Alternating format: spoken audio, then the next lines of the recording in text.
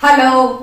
आज हम लोग सैम्पल पेपर का जो ट्रिगोनोमेट्री का जो पार्ट है वो सब सॉल्व करेंगे। ट्रिगोनोमेट्री के क्वेश्चंस को हम कुछ इस तरीके से सॉल्व करेंगे कि हमें उसके फॉर्मूलाज और साथ ही साथ जो एंगल्स के वैल्यू हैं वो जो है वो हमें याद हो जाए। तो let's start with the sample paper question number 7। Question number 7 में देखो लिखा है if x tan 60 degree cos 60 degree is equal to sin 60 degree and cot 60 degree, then find the value of x। अब ये क्वेश्चन सॉल्व करने के लिए आपको ये सारे एंगल्स का वैल्यू पता होना चाहिए। अब ये सारे एंगल्स का वैल्यू अगर हमें पता नहीं है तो हम क्या करेंगे, इसे जो है एक सिंपल तरीका है इसे याद करने का, उसे हम देख लेते हैं कैसे हम उसको याद कर सकते हैं। जैसे कि साइन से शुरुआत करते हैं, sine 0, sine 30, sine 45, sine 60, sine 90। अब ये सारे रेशियोज हमने जो है, सारे जो एंगल के जो वैल्यूज हैं वो हमने लिख लिए। अब 0 के सामने हमें ये करना है कि 0 लिखना है और डिवाइडेड बाय 4 कर देना है। अब जब इसको आप सॉल्व करोगे तो इसका वैल्यू क्या आ गया, 0, यानी साइन 0 का वैल्यू क्या होता है, 0 होता है। अगर अब हम साइन 30 डिग्री की बात करें तो 0 है यहां पर, आपका नीचे जो है वो 4 ही रहेगा, denominator will remain same that is 4, और आप इस 0 को बढ़ा करके क्या ले आएंगे यहां पर 1। अब 1 का स्क्वायर रूट तो 1 ही होता है और 4 का स्क्वायर रूट 2 होता है। तो यहां साइन 30 डिग्री का वैल्यू हमारा क्या आ गया, 1 बाई रूट 4 का वैल्यू आ गया 1/2।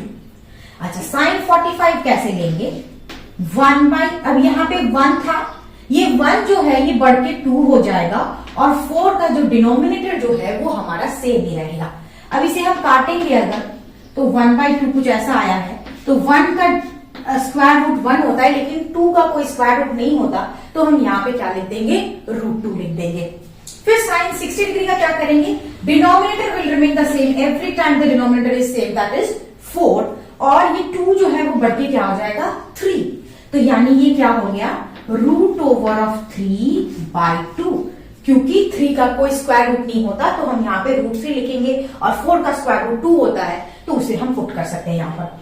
अब नेक्स्ट हमारा क्या वैल्यू आ गया, 4/4, डिनोमिनेटर सेम ही है लेकिन जैसे जैसे हमने एक एक करके न्यूमरेटर बढ़ाया है तो ये 4/4 क्या आ गया 1, यानी आपका √1 1 होता है, तो साइन 90 का वैल्यू आ गया 1। अब अगर आप इस चीज को अगर देखें तो क्या होगा कि ये जो कॉस में अगर आप इसको लेना चाहते हैं तो कॉस में क्या हो जाएगा, जस्ट इसका उल्टा होगा। कॉस थीटा का सारा वैल्यू जो साइन 0 का वैल्यू है वो ना आपका नीचे चला जाएगा, साइन 90 में चला जाएगा, सॉरी कॉस 90 में चला जाएगा। कॉस 90 क्या हो जाएगा 0। फिर साइन 30 डिग्री का जो वैल्यू है वो कॉस का 60 डिग्री बन जाएगा, यानी ये जो 1/2 है ये कॉस 60 का वैल्यू है। यहां पर आप लिख भी सकते हैं कॉस 60 डिग्री क्या हो जाएगा 1/2। 0 किसका आंसर है, कॉस 90 का वैल्यू है 0। फिर देखो साइन 45 जो है वही आपका कॉस 45 का वैल्यू रहेगा, यानी साइन और कॉस का एक वैल्यू सेम है। कौन सा वाला, साइन 45 और कॉस 45 दोनों ही आपका वैल्यू, दोनों का वैल्यू क्या होता है 1/2। अच्छा, कॉस 45 भी हमने लिख लिया। फिर साइन 30 डिग्री है तो कॉस 30 डिग्री का क्या होगा, अब हम लोग उल्टा चल रहे थे तो साइन 60 का जो वैल्यू है वो ही कॉस 30 का वैल्यू होगा। तो साइन 60 का वैल्यू √3/2 है तो कॉस 30 का वैल्यू हो जाएगा √3/2। अच्छा, अब साइन 0 का क्या वैल्यू होगा, साइन 0 का वैल्यू 0 है तो कॉस 0 का वैल्यू क्या होगा, नीचे वाला जो सबसे बड़ा जो साइन 90 का वैल्यू है यानी 1, वो भी कॉस 0 का वैल्यू है। ठीक है, अब ये जब हमने सीख लिया तो अब हमें टैन का कैसे ज्ञात करना है। टैन थीटा करने के लिए हमको मालूम है कि sine theta by cos theta करना होता है। तो अब आपके पास जीरो के दो वैल्यूज हैं, एक साइन जीरो का वैल्यू है और दूसरा कॉस जीरो का वैल्यू है। तो साइन जीरो का वैल्यू जीरो है यहां पर और कॉस जीरो का वैल्यू 1 है, तो 0/1 क्या हो जाएगा? 0। फिर आप देखो साइन 30 डिग्री जो है, साइन 30 डिग्री जो है उसका वैल्यू पुट करो और कॉस 30 डिग्री का वैल्यू पुट करो। तो साइन 30 डिग्री का वैल्यू होता है देखो 1/2 और cos 30 डिग्री का वैल्यू है √3/2। आप डायरेक्टली अगर हम लोग इसे करें डिवाइड पे तो 2 ऊपर चला जाएगा और √3 नीचे आ जाएगा, तो 2 cancel, hence the value will be 1/√3। अच्छा, अब cos 45 और sin 45 का वैल्यू को डिवाइड करेंगे तो tan 45 का वैल्यू आ जाएगा 1/1, क्योंकि दोनों का वैल्यू क्या है? 1/√2 है, तो सबसे आसान जो वैल्यू होगा वो किसका है? tan 45 का, और tan 45 का वैल्यू होता है 1। अब हम लोग देखेंगे tan 60 डिग्री। tan 60 डिग्री निकालने के लिए आपको पहले sin 60 को ऊपर रखना होगा और डिवाइड करना होगा cos 60 के वैल्यू से, तो ये 2/1 हो जाएगा, 2 कैंसिल हो जाएगा, यानी cos 60 क्या आ गया? √3। cos 90 कैसे निकालेंगे? sin cos 90 नहीं, tan 90 कैसे निकालेंगे? तो sin 90 का वैल्यू ऊपर रखिए और नीचे रखिए cos 90 का वैल्यू 1/0 क्या होता है ये हमें पता नहीं है, तो इसे हम क्या लिखेंगे? अनडिफाइंड लिखेंगे।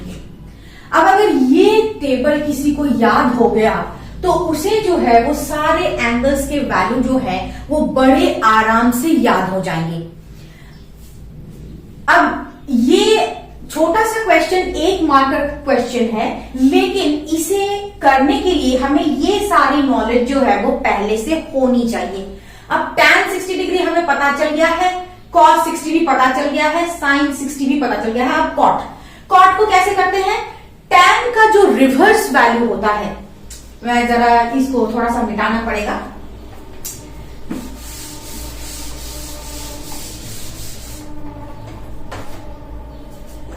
cot थीटा जो है वो 1/tan थीटा होता है।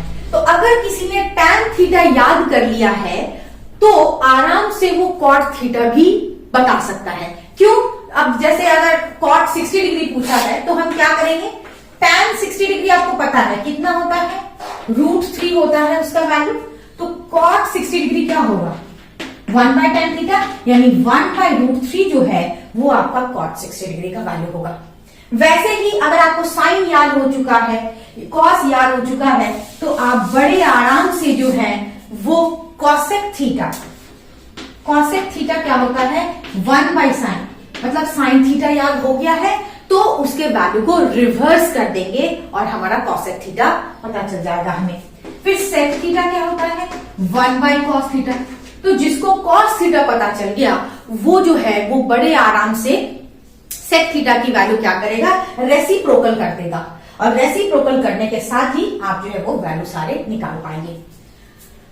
अब हमें जो है वो सारे वैल्यूज पता चल गए हैं, अब जो है वो हम लोग x का वैल्यू निकाल सकते हैं। लेट्स सी कैसे निकालेंगे हम इस चीज को।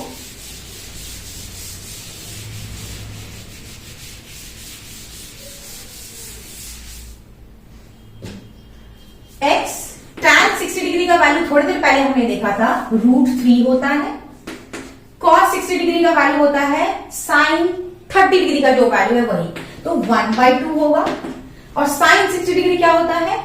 √3/2, और cot 60 डिग्री क्या होता है? तो इसका tan 60 डिग्री अगर √3 है तो cot 60 होगा 1/√3। अब देखते हैं, √3 कैंसिल हो जाएगा यहां से, आप ये 2 भी कैंसिल कर सकते हैं, तो x इज इक्वल टू आ जाएगा 1/√3। यही जो है वो आपका x का वैल्यू है। लेट्स सी कि आपका जो ऑप्शन है वो कैसा दिया हुआ है। यहां पर पे x इज इक्वल टू 1/√3 है। अब 1/√3 किसका वैल्यू होता है? cos 30 डिग्री का वैल्यू नहीं होता, tan 30 डिग्री का वैल्यू होता है। जी हाँ, बिल्कुल। तो आपका x इज इक्वल टू क्या आ जाएगा? tan 30 degree. इसी से आपका जो ऑप्शन नंबर बी है वो राइट आंसर होगा।